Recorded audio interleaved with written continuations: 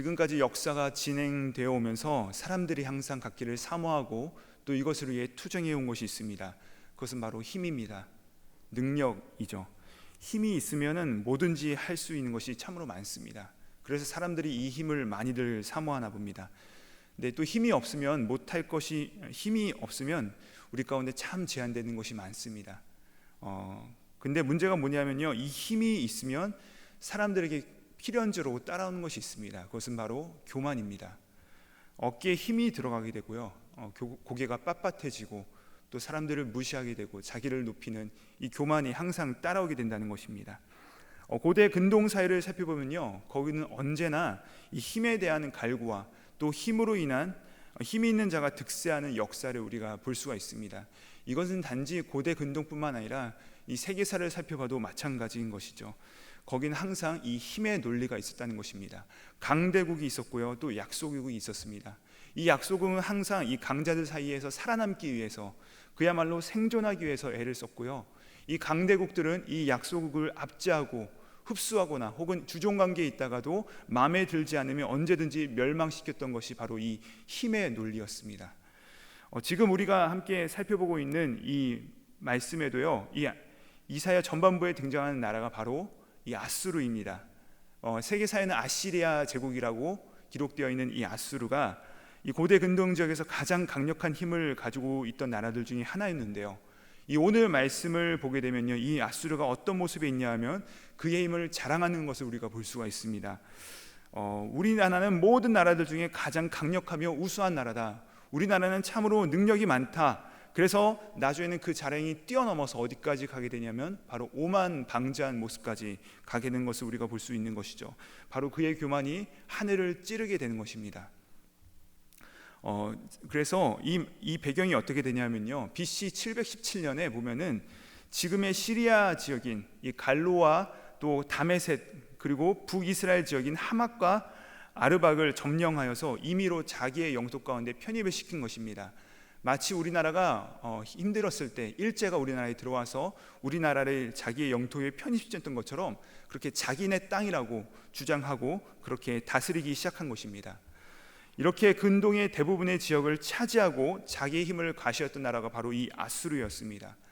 이 아수르의 의식이 어떠했냐면요, 그는 이렇게 말합니다. 이 땅의 주인은 나다. 이 역사의 주인공은 바로 우리나라다. 우리는 결코 멸망하지 않을 것이며 쇠하지 않을 것이다. 바로 그런 의식을 가지고 살았던 태도가 바로 이 아수르의 정신이었습니다. 그러나 여러분, 이 아수르를 누가 만드셨습니까? 이 아수르를 누가 세우셨습니까? 또 역사의 주인공은 누구십니까? 또 결코 멸망하지 않으시고 쇠하지 않으실 영원한 왕은 누구십니까? 바로 하나님이십니다. 그런데 이 아수르는 당시 국제적인 힘의 논리 가운데 그 주인공이 바로 자신이라고 자부하며 있었다는 것이죠. 이 아수르가 너무 득세하자 북이스라엘과 또 아람이 연합해서 유다에게 말합니다. 우리가 함께 가서 저 아수르를 치자, 아수르와 싸우자 하자 이 유다가 듣지 않습니다. 그러자 이 아람과 북이스라엘이 연합해서 유다를 침공해오는 사건이 발생합니다. 그러나 이들이 실패하게 됩니다. 도리어 북이스라엘과 아람의 연합군이요, 이 아수르에 의해서 처참하게 격퇴를 당하고 이들이 패배를 당하게 됩니다. 이런 것을 보면서 우리는 이런 생각을 할 수 있게 됩니다. 정말로 역사는 이 힘의 논리로 움직이는구나. 결국에 힘 있는 자가 결국에 마지막에 남게 되는구나. 힘이 강한 자가 이기는구나. 역사의 중심에는 항상 이 힘이 존재하는구나 라고 우리는 생각하게 되는 것이죠. 그러나 실은 우리가 알고 있는 이 세계의 역사 마찬가지로 이 강자의 승자의 역사라고 하죠. 최후의 이 역사를 기술한 사람의 그 관점에 따라서 쓰여진 것이기 때문에 이 역사를 전공하신 분들이 뭐라고 하시냐면요, 역사에서 중요한 것은 그 히스토리, 그 내용이 아니라요, 사관이다, 즉 역사를 바라보는 관점이다 라는 것이 정말 중요하다는 말씀들을 많이 하십니다. 이 힘의 논리에 의해서 강대국들에 의해 쓰여진 것, 이것을 역사라고 보지만 성경을 보게 되면요, 그렇지 않습니다. 역사의 주관자가 누구십니까? 우리 하나님이십니다. 그래서 성경은 지금 이 고대 근동에서의 움직임들, 정말 강대국의 힘의 논리에 의해서 흥망성쇠가 정해지는 것이 아니라 이 하나님의 뜻과 그분의 계획 가운데 역사가 진행된다라는 것을 말씀하시는 것입니다. 세상에 우연은 없습니다. 모든 것이 이 하나님의 계획과 그분의 진행 가운데, 그 섭리 가운데 움직여 나가게 되는 것이죠. 하나님이 주장하시고 하나님께서 이끌어가고 계신 것입니다. 그렇다면 왜 지금 아수르는 이렇게 강대한 것입니까? 이렇게 고대 근동 지역을 전부 장악할 만큼 힘을 가지고 있는가? 그 이유는 무엇인가? 이 아수르를 만드시고 세우신 분이 바로 하나님이시기 때문에 그렇습니다. 그리고 이 아수르를 만드신 창조의 목적이 있습니다. 무엇이냐면 바로 심판의 도구로서 하나님께서 아수르를 세우셨고, 이게 바로 아수르가 쓰임받는 목적이라는 것입니다.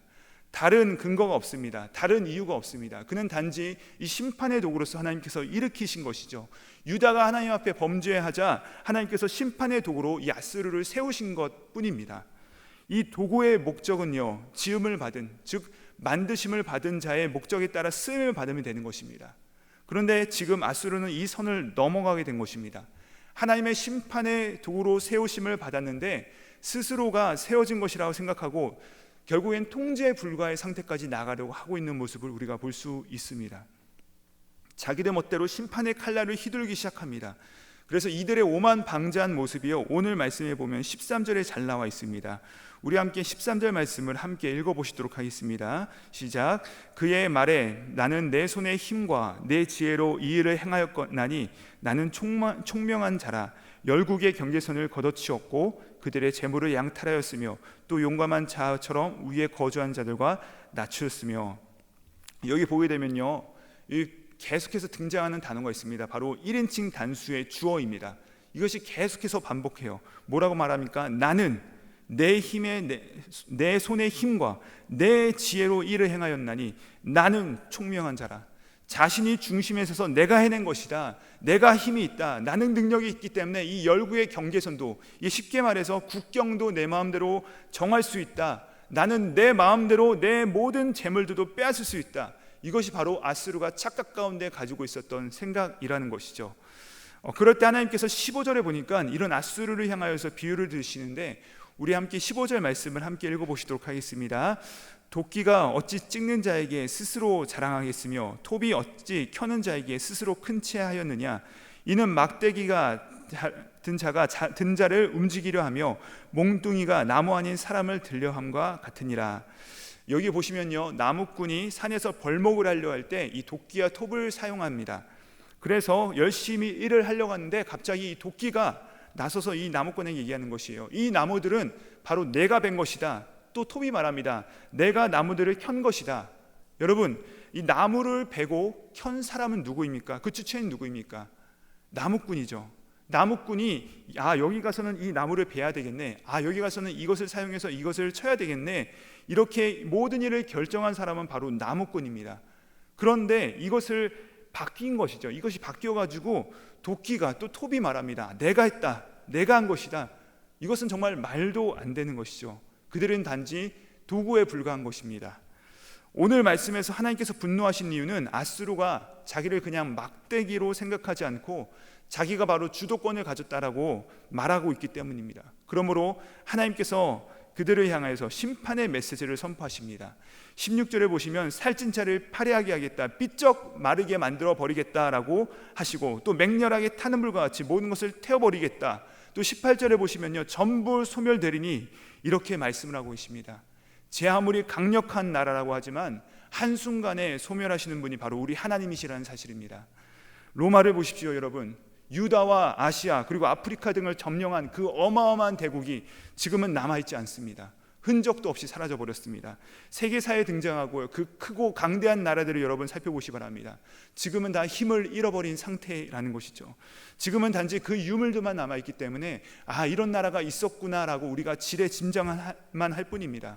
자신의 주례를 넘어서 교만하게 되면은 우리가 잘 알고 있는 이 잠언의 말씀과 같이 교만은 패망의 선봉이요 결국 망하게 된다는 것입니다. 잘 살펴보시면요, 처음에는 힘이 있는 국가나 힘이 있는 민족이나 힘이 있는 사람은 없었습니다. 처음에는요, 누구나 다 그 시작은 작고 불품이 없습니다. 연약할 뿐입니다. 그런데 어느샌가 우리 가운데 힘이 생기고 또 우리의 덩치가 불어나고 우리가 강하여진 것입니다.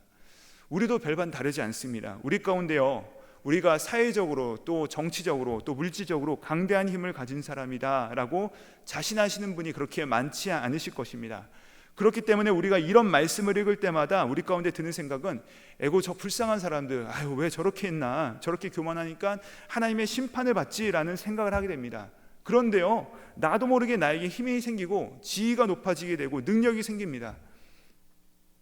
예를 들어서 우리 사랑하는 이영구 목사님, 우리 목사님께서 교육부 목사님이세요. 근데 국가에서 갑자기 우리 목사님이 딱 하시는 거 보니까 너무 탁월하세요. 그래가지고 교육부 장관으로 딱 채택을 하신 겁니다. 여러분, 우리 목사님 지금처럼 겸손하고 온유한 모습으로 섬기실 수도 있겠지만 모르는 것이죠. 그렇죠? 나에게 갑자기 힘이 생기게 되면 우리는 나도 모르게 교만해지기도 되고 나도 모르게 사람이 바뀔 수가 있는 것입니다. 이게 바로 우리의 일반적인 우리 모두의 모습이라는 것입니다. 그래서 우리는 항상 무엇을 위해 간구해야 하냐면 하나님 나에게 힘을 주소서, 내게 힘이 필요합니다. 이것보다는요 늘 우리에게 하나님 겸손하게 하여 주시옵소서라고 기도하셔야 됩니다. 왜죠? 교만하면 반드시 무너집니다. 교만하면 필히 망하게 되는 것입니다. 이 땅에 죄가 어떻게 들어왔습니까? 사람이 하나님처럼 높아지고자 했기 때문에 죄가 인류 가운데 들어오게 된 것입니다. 교만할 때 항상 망하게 되는 것입니다. 교만처럼 무서운 것이 없습니다. 우리 인생 가운데 힘이 생기고 힘을 가지는 것보다 훨씬 더 중요한 것은 늘 겸손한 것입니다. 이 새벽에 기도하실 때 하나님 아수르처럼 교만해지고 멸망당한 심판을 당하는 모습이 아닌 끝까지 겸손하게 주님 앞에 서기를 간구하시는 우리 모두가 되시기를 우리 주님의 이름으로 축복드립니다. 이 시간에 함께 기도하시도록 나아가도록 하겠습니다. 하나님 아버지 감사합니다.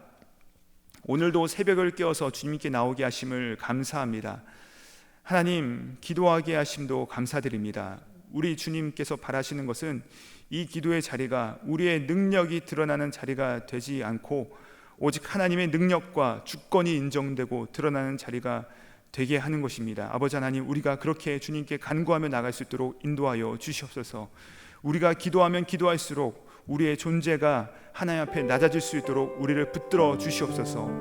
오직 하나님의 나라와 영광과 의를 구하는 기도의 자리가 되게 하여 주시옵소서. 우리 평생의 소원이 우리의 이름을 높이고 우리의 업적을 드러내는 것이 아니라 오직 주님의 이름만을 높이고 주님을 기쁘시게 쓰임받다가 주님 앞에 나아가는 인생들 되게 하여 주시옵소서. 죽기까지 순종하사 겸손의 분을 보이신 예수 그리스도 이름으로 기도드립니다. 아멘.